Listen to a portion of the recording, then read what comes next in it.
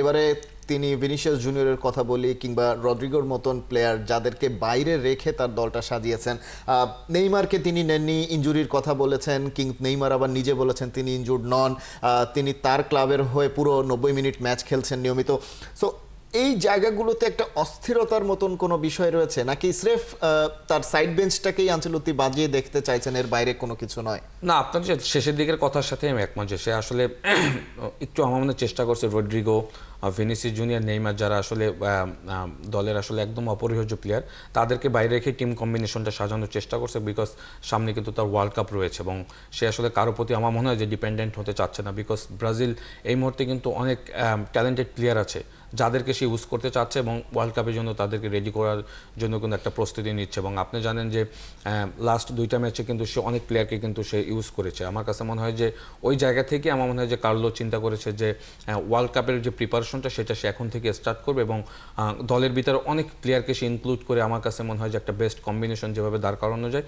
সেটাই সে চেষ্টা করছে, যার কারণে কিন্তু দেখবেন যে ওয়ার্ল্ড কাপ এই 2টা কোয়ালিফাই ম্যাচের জন্য কিন্তু নেইমার ফিট থাকা অবস্থায় মানে সে দাবি করেছে সে ফিট এবং ক্লাব ফুটবলও তো সে আসলে খেলেছে এবং অ্যাট দ্য সেম টাইম রদ্রিগোকে রেখেই কিন্তু সে দলটাকে সাজিয়েছে। তো আমার মনে হয় যে তার প্ল্যানিং এর একটা বড় অংশ কিন্তু আপনার ওয়ার্ল্ড কাপ, যার কারণে আপনি এমনি বলছেন যে কম্বিনেশনের কথা, কম্বিনেশনটা যদি জমাট করতে হয় তাহলে হয়তো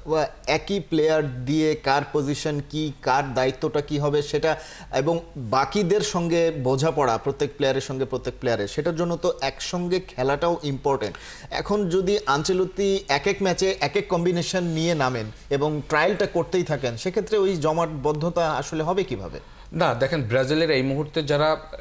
এই 3জন প্লেয়ারের বাইরে যে স্কোয়াডটা রয়েছে, রদ্রিগো, ভিনিসিয়াস জুনিয়র এবং নেইমারের বাইরে যে স্কোয়াডটা রয়েছে তারা কিন্তু ম্যাক্সিমামই ক্লাব পারফর্মার। আপনি যদি দেখেন তারা কিন্তু ক্লাবের সবাই কিন্তু পারফর্ম করছে এবং আমার কাছে যেটা মনে হয় যে কার্লো আসলে সবার সাথে টাচে থাকার চেষ্টা করছে, বিকজ